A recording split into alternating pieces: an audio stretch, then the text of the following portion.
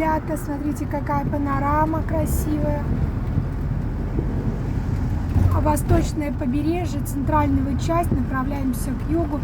И вот река такая красивая, большая река, что для Италии является, ну, по крайней мере, части там, где мы живем, является прямо такой вот редкостью.